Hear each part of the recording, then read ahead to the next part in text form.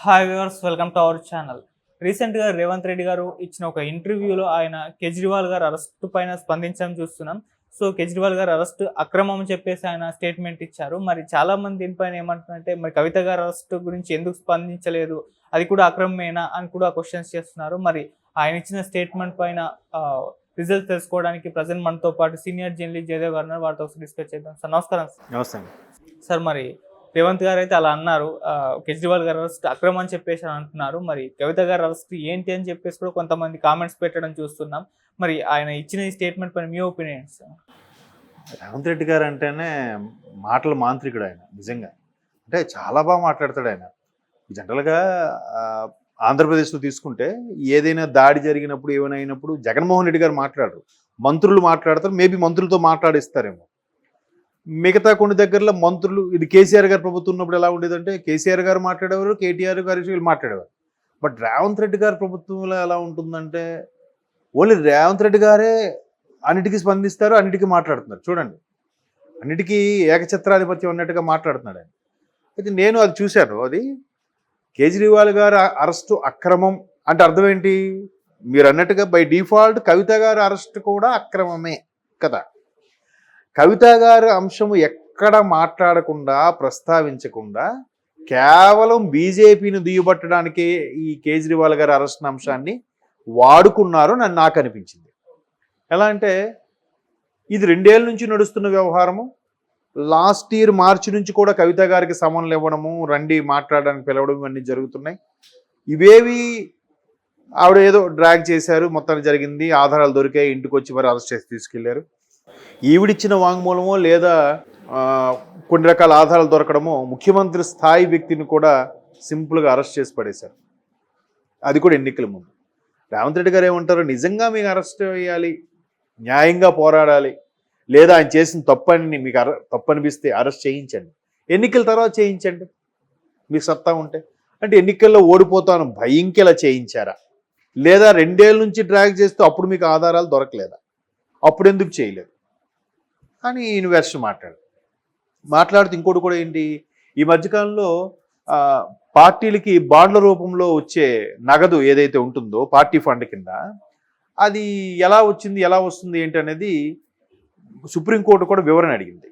Especially SBI లాంటి బ్యాంకులకి అడిగినప్పుడు ఎస్బీఐకి గడువు విధించినా కూడా పనిష్మెంట్కి సుప్రీంకోర్టుతో బొట్టికాయలు పెట్టించుకుందే తప్ప పూర్తి స్థాయిలో ఎస్బీఐ ఇవ్వలేకపోయింది. అంటే వాళ్ళకి ఇవ్వడానికి కూడా కష్టతరమే. అది ఒకసారి ఎలా ఉంటుందంటే చిల్లరగా కూడా వచ్చి ఒకేసారి ఒక ఇది అయినప్పుడు ఏ అకౌంట్, ఏ కంపెనీ ఎంత నుంచి రావాలనేది కూడా ఇబ్బందికరమే. అది మొత్తం మీద సుమారుగా 22,000 కోట్లు, 23,000 కోట్లు బాండ్ల రూపంలో భారతదేశంలో ఉన్న అన్ని పార్టీలకి వచ్చాయంట. వస్తే ఇప్పుడు రేవంత్ రెడ్డి గారి క్వశ్చన్ ఏంటంటే, ఏ బాండ్ల రూపంలో అయితే వచ్చిందో, భారతదేశంలో అత్యధిక బాండ్ల రూపంలో పార్టీ ఫండ్ కింద నగదు వచ్చిన ఏకైక పార్టీ బీజేపీకి ఎక్కువ వచ్చింది. మరి అది పూర్తి స్థాయి వివరణ ఇవ్వగలిగిందా, ఇచ్చిందా? పైగా కేజ్రీవాల్ గారు ఏ విషయంలో అరెస్ట్ అయ్యారు? ఇతని పార్టీకి ఫేవర్గా పంజాబ్కో గోవాకో దాన్ని ఏమంటారు, హవాలా మనీ, పంజాబ్కో గోవాకో హవాలా మనీ కింద అక్కడికి ట్రాన్స్ఫర్ పెట్టడానికి ఒక లిక్కర్స్ బిజినెస్ ఎవరైతే పార్ట్నర్ ఉన్నాడో, బ్రోకర్ ఉన్నాడో సంథింగ్, వాళ్ళని వాడుకొని తీసుకున్నందుకు గాను దాంట్లో భాగంగా ఈయన అరెస్ట్ అయ్యారు కదా. మరి లిక్కర్ అవ్వచ్చు, లేదా ఇంకేదో కంపెనీ అవ్వచ్చు, ఇంకేదో బిజినెస్ అవ్వచ్చు, ఆ బిజినెస్ మరి డైరెక్ట్గా ఇలాగ ఇవ్వకుండా, హవాలా మనీ రూపంలో ఇవ్వకుండా బాండ్ల రూపంలో ఇచ్చింది కదా బీజేపీకి. ఆ పరంగా ఇస్తే బీజేపీకి 23,000 కోట్లలో 6,000 చేంజ్ ఎంతో కోట్ల రూపాయలు బీజేపీకి నగదు రూపంలో వచ్చింది. కాబట్టి మీకు బీజేపీకి బాండ్ల రూపంలో ఇస్తే వైట్ మనీ, అక్కడ హవాలా రూపంలో ఇస్తే బ్లాక్ మనీయా? అప్పుడు అది బ్లాక్ అయిపోయింది, ఇది వైట్ అయిపోయింది అనేది రేవంత్ రెడ్డి గారి క్వశ్చన్. అది కూడా ఒక నేషనల్ ఛానల్కి ఇచ్చిన ఇంటర్వ్యూలో చూసారా, ఆయన పేరు గుర్తు రావట్లేదు, ఆయన బోన్లో కూర్చోబెట్టి ఇంటర్వ్యూ చేస్తాడు. ఆ ఇంటర్వ్యూది నేను కొంత చూశాను. సో ఆ నేషనల్ దానికి ఇచ్చిన ఇంటర్వ్యూలో చూసినప్పుడు చాలా చాలా తెలివిగా ఎక్కడ ఇప్పుడు కేజ్రీవాల్ గారిది ఇది ఎలా ఉందంటే అదేదో యముడు వరం అంటారు చూసారా, భర్తను తప్ప ఏదైనా అడుగునంటే బిడ్డను ఇవ్వని అడుగుతుంది అనసూయ. అలాగా వీడేమన్నాడు, తెలివిగా ఎక్కడ కవిత ప్రస్తావన తేకుండా కేజ్రీవాల్ అరెస్ట్ గురించి చెప్పారు. కేజ్రీవాల్ అరెస్ట్ అంటే ఆబ్వియస్లీ కవిత గారి అరెస్ట్ని కూడా ఖండించినట్టేగా. మరి అలా రేపు పొద్దున ఇప్పుడు వెంటనే బీజేపీ వాళ్ళు ఏమనుకుంటారు, సో కాంగ్రెస్ బీఆర్ఎస్ ఒకటే, అందుకే ఇండైరెక్ట్గా కవిత అరెస్ట్ని ఖండించలేక రేవంత్ రెడ్డి గారు కేజ్రీవాల్ అరెస్ట్ని ఖండించారు అన్నట్టుగా అంటారు. ఎందుకు? బీజేపీ వాళ్ళు ఆల్రెడీ ఆరోపిస్తున్నారు ఇక్కడ రాష్ట్రంలో ఏమని, ఫోన్ ట్యాపింగ్ వ్యవహారం ఏదైతే ఉందో ఈ ఫోన్ ట్యాపింగ్ వ్యవహారం అలా నాంచుతూ వస్తుంది. ఒకవైపు రేవంత్ రెడ్డి గారు సవాలు విసిరితే అక్కడ కేటీఆర్ గారు ప్రతి సవాలు విసురుతున్నారు, తొడగొడుతున్నారు, పరువు నష్టం దావా వేస్తా అంటాం, నా మీద కావాలంటే ప్రూవ్ చేయండి, నార్కోటిక్ అనాలిసిస్ చేయండి, లై డిటెక్టర్ పెట్టండి అంటున్నారు.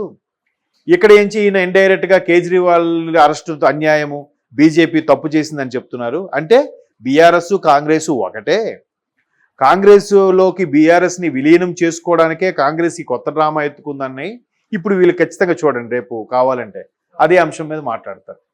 అంతే కదా, కేజ్రీవాల్ గారు అరెస్టు అన్యాయం అని ఎప్పుడైతే ఈయన లేవనెత్తుకున్నాడో ఆ టాపిక్ని, ఖచ్చితంగా కవిత గారిది అరెస్టే, తర్వాత సుఖేష్ చంద్ర ఆయన అరెస్టు అన్యాయమే, తర్వాత హేమంత్ సోరెన్ శిబు సోరెన్ మనవడ కొడుకు ఆయన తెలియదు, జార్ఖండ్ హేమంత్ సోరెన్ ఎవరు ఉన్నారా ఆయన అరెస్టు, ఇవన్నీ కూడా అఫ్కోర్స్ ఇప్పుడు ఈయన కాంగ్రెస్ ముఖ్యమంత్రి కాబట్టి ఇండియా కూటమికి ఫేవర్గా మాట్లాడాలి, పైగా నేషనల్ వైపు వెళ్ళాడు కాబట్టి ఏదో ఒకటి ఖండించాలి. అది పార్టీ అధిష్టానం కూడా కొన్ని సంకేతాలు ఇస్తుంది కదా. కేజ్రీవాల్ గారు కూడా ఇండైరెక్ట్గా కాంగ్రెస్కి ఫేవర్గా ఉన్న వ్యక్తే కాబట్టి. అలాగే ఈ నేషనల్ పార్టీలు కూడా ఎలా అయిపోయాయంటే, ఒక రాష్ట్రంలో శత్రువు ఇంకో రాష్ట్రంలోకి వెళ్ళేసరికి మిత్రుడు అయిపోతుంది. కాంగ్రెస్లో బీఆర్ఎస్ శత్రువుగా ఉండొచ్చు ఇండియా కూటమికి, బట్ రాష్ట్రంలోకి వచ్చేసరికి శత్రువులాగే ఉంది, సెంట్రల్లోకి వచ్చేసరికి మిత్రుడిలాగా ఉంది. ఇప్పుడు కేజ్రీవాల్కి సపోర్ట్ చేశారంటే బీఆర్ఎస్కి కాంగ్రెస్కి ఒప్పందం ఏదో ఉంది. అందుకే ఈ ఫోన్ ట్యాపింగ్ వ్యవహారం ఇలా తీసుకొస్తున్నారు, పోలీస్ ఆఫీసర్ని అరెస్ట్ చేసి వాళ్ళని ఇన్వెస్టిగేట్ చేస్తున్నారు తప్ప ఇక్కడ నుంచి ఆ పోలీసు బాసులకి ఆర్డర్స్ పాస్ చేసిన, పోలీసు బాసులకి ఆదేశాలు ఇచ్చిన ఆ అసలు సిసలు రాజకీయ నాయకుడు ఎవడు అనేది మాత్రం తెర మీదకి తీసుకురావట్లేదు. ఎక్కడా సీఈడీ వాళ్ళు ఏం చెప్పట్లేదు. ఎందుకు? సో ఇట్లాంటి వ్యవహారాలే బీజేపీ వాళ్ళకి అనుమానాలకు తావిచ్చి, కాంగ్రెస్ బీఆర్ఎస్ ఒకటే, బీఆర్ఎస్ అనేది కాంగ్రెస్లో విలీనం అయిపోతుంది. ఎందుకంటే ఉద్యమం టైంలో తెలంగాణ ప్రకటిస్తే కనుక బీఆర్ఎస్ని కాంగ్రెస్లో విలీనం చేస్తాం కానీ కేసీఆర్ గారు ఎప్పుడో మాట ఇచ్చారు. సో ఆ మాటను మళ్ళీ ఇది ప్రస్తావన తీసుకొచ్చి ప్రభుత్వం వచ్చింది కాబట్టి కలుపుకుపోవాలని చూస్తుంది. ఎందుకు? బీజేపీ ఆల్రెడీ సెంట్రల్లో అత్యంత బలమైన పార్టీగా తయారైంది కాబట్టి దానికి ప్రత్యామ్నాయంగా కాంగ్రెస్ ధీటుగా ఉండాలంటే ఇండియా కూటమిని చేసుకోవడం, ఇండియా కూటమిలో కూడా బీఆర్ఎస్ లాంటి బలమైన మంచి ప్రాంతీయ బలమైన పార్టీని చేర్చుకోవడం అనేది కాంగ్రెస్కి అవసరమే. సో మేబీ అలా కూడా అయి ఉండొచ్చు.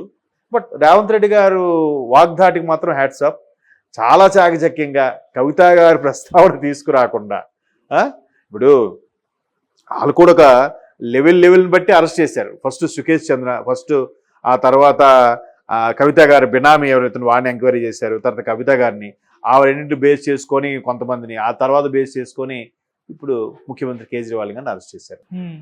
డైరెక్ట్గా ఒకసారి అరెస్ట్ చేసేలేదు కదా, ఎన్నికల నేపథ్యంలో అడ్డు తగులుతుంది అనుకుంటే. సో చూద్దాం. అసలు మొత్తానికి ఇంకొంతమంది కాంగ్రెస్ వాళ్ళు ఏమంటారంటే, బీజేపీయే బీఆర్ఎస్ని బెదిరిస్తుంది, అందుకే కవితని కూడా అరెస్ట్ చేసింది, బీఆర్ఎస్ బీజేపీలో కలుపుకోవాలని చూస్తుందని వీళ్ళంటారు. కాంగ్రెస్లో కలుపుకోవాలని చూస్తుంది కాబట్టి ఫోన్ టాపింగ్ వ్యవహారం కాంగ్రెస్ నాంచుతూ వస్తుంది, ఇది ఒక వెబ్ సిరీస్ తీసినట్టుగా తీస్తున్నారు తప్ప అరెస్ట్ చేయట్లేదని వీళ్ళు అంటున్నారు. మొత్తం మీద రేవంత్ రెడ్డి గారు వ్యాఖ్యలు, కవిత గారు ప్రస్తావించకుండా కేజ్రీవాల్ గారు అరెస్ట్ అన్యాయం అంటే కవిత గారు అరెస్ట్ కూడా అన్యాయమే కదా ఇండైరెక్ట్గా. సో చూద్దాం ఎలా ఉంటుంది ఏంటి అనేది, మరి కొద్ది రోజులు అయితే ఒక క్లారిటీ వస్తుంది. Okay sir, thank you so much. Thank you.